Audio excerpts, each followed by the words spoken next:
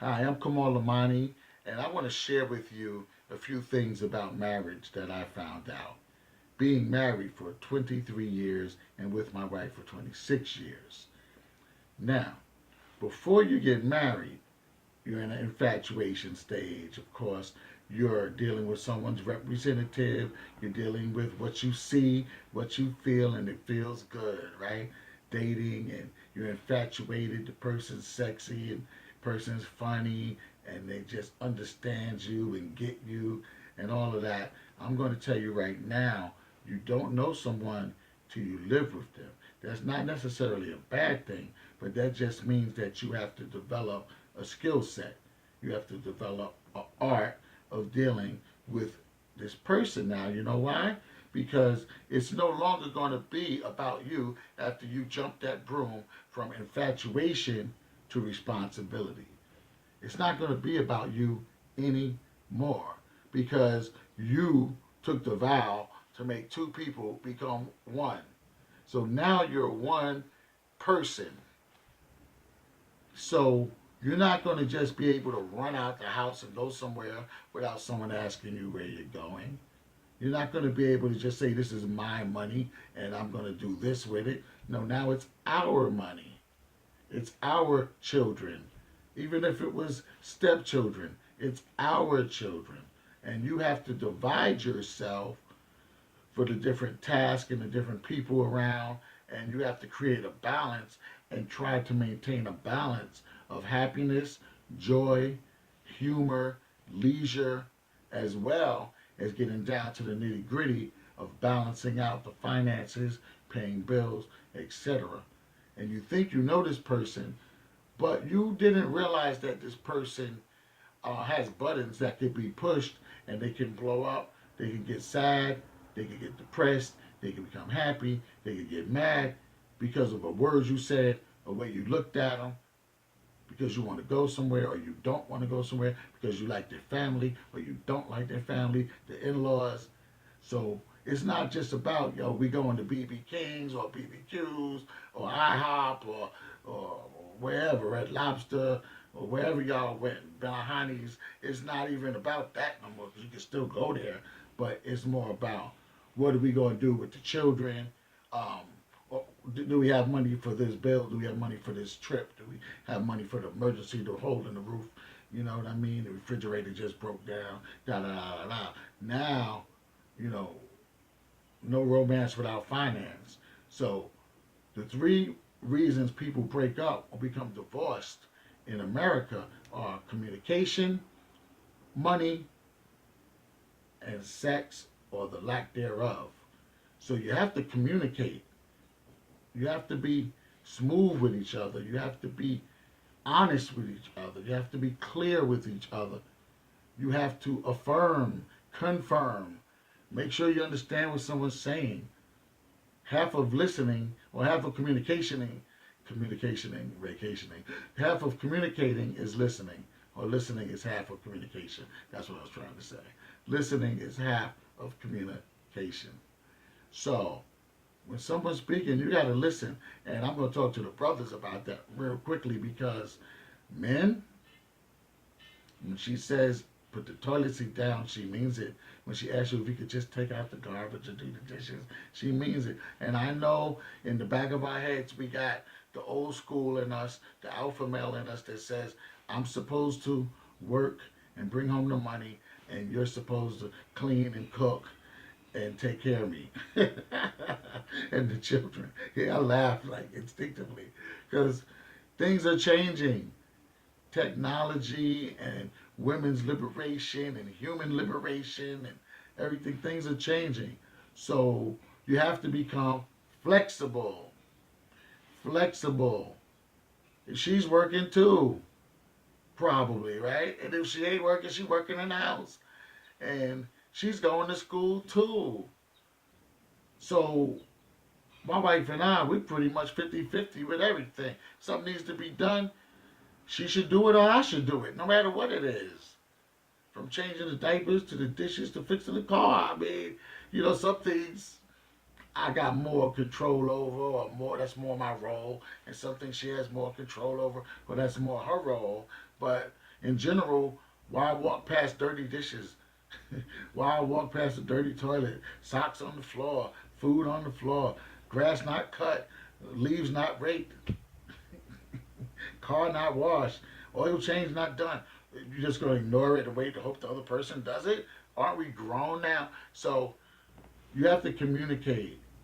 And I believe in talking sweetly as much as possibly, I'm bugging 70 bombs, as much as humanly possible.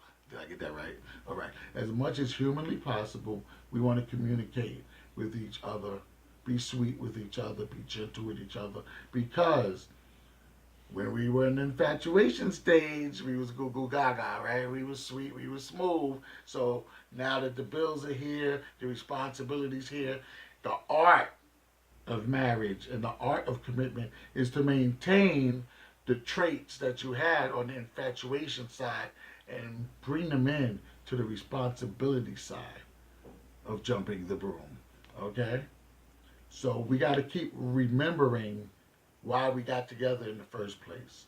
We got to keep recalling that and practicing that. It's like a religion, and it's the number one religion because when you should pray together and deal with spirituality together, but if you're not taking care of home first, you could be in the church or the mosque or the synagogue or the temple or whatever. Um, you could be out there and look good and praise God and say, "Look at my family," but you ain't take care of your closet. You got dirty clothes in your closet. You got issues at home.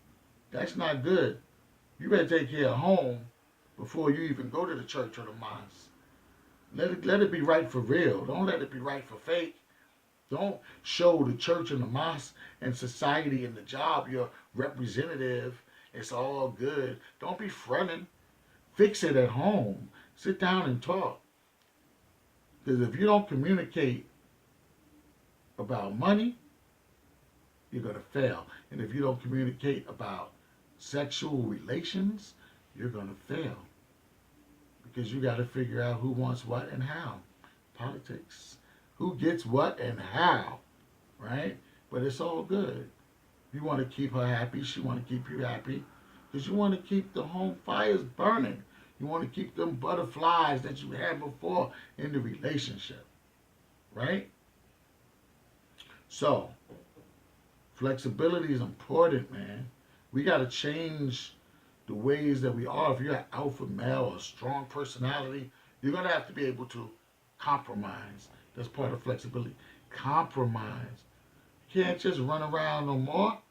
You made a decision to be committed, for better or for worse, for richer or for poorer, health. You can't just run out now and get mad and get angry because you're not treated like a spoiled brat anymore. So everything must change, and things are going to continue to change, constantly change. So you have to be ready to adapt and stay happy and stay optimistic, stay positive. Because once you go down, your partner goes down, your family goes down. I believe, like, say I'm in a funk. I got attitude. I'm not talking. I don't feel like talking. Whatever. Talking whatever. Right? And she's, what's wrong? What's wrong? What's wrong? You're right. Now, what if she does the same thing? So what if two people shut down? Whatever. It's over. So why should one person shut down? Because you're taking a 50% risk that this thing might not work. I'm going to shut down. Let's see what he or she does. Now, if he or she doesn't shut down, cool. But if they do shut down, it's over. I'm going down, like Mary J. Blige said, right? It's over. So you shouldn't even have the mindset of concealing things, of not communicating, of playing this game, this silent treatment that we did in elementary school or high school. I'm not talking to you. You didn't get into this to not talk. You got in this to talk, to be in a relationship. And if the communication don't go, the money ain't gonna go right. If the money don't go right, no romance without finance. So you have to communicate. You have to be flexible. You have to be humble. Yeah, you got to change. I know you was the bomb in high school and popular and everybody knew you, everybody liked you, your ex-man's hanging around, your ex-girl's hanging around, people still like you, you're sexy, I can get anybody I want and all of that. That's over though. That's back there. You crossed the line. You made an adult decision to cross the line into, guess what? That was my past and you're my future. So act like it. It's time to act like it, and you're going to have to make some changes in your personality and your behavior to make this work. You still got to be sweet. You still got to be sexy. You still got to be smart. You still got to be cool. You still got to be happy.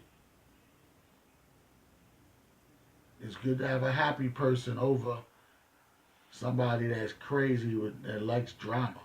I like a person that likes to be happy and gives me peace.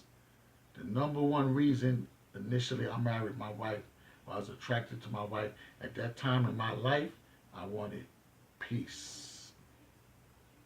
And she seemed like the person that would bring it to me. And overall, I was correct. But I did have to learn her likes and her dislikes, and her strengths and her weaknesses. And she had to learn mine. And in this age, brothers, men and women, but I'm going to talk to the men, if we become unemployed, how's the woman going to act and how are we going to act? Everybody has to keep their spiritual energy up. Your optimism, your faith, you got to keep that up at all times. Because things are going to happen. And I'm just saying, at first, you might go into a relationship with both people having decent jobs and stocks and investments and savings, but emergencies are going to happen. So an emergency fund is good, but all of that's in my book. Let's Bring Back the Butterflies. I have a small relationship book that has key points for discussion.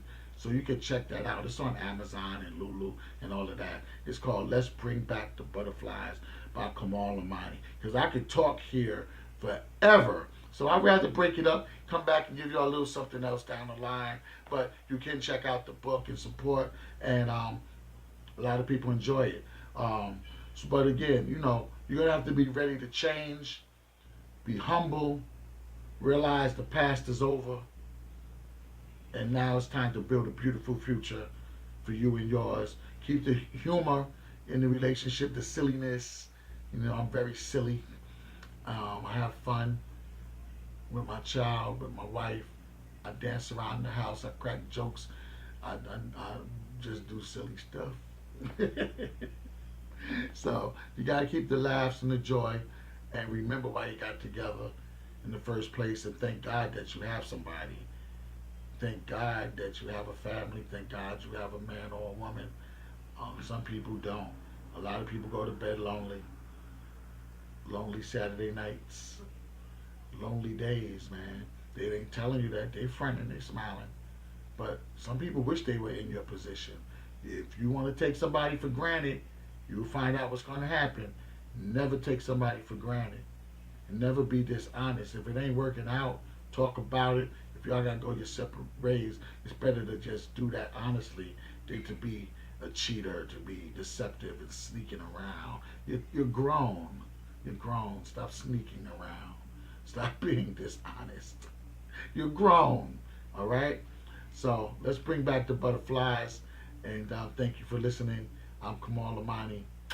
Peace, success, and prosperity. One.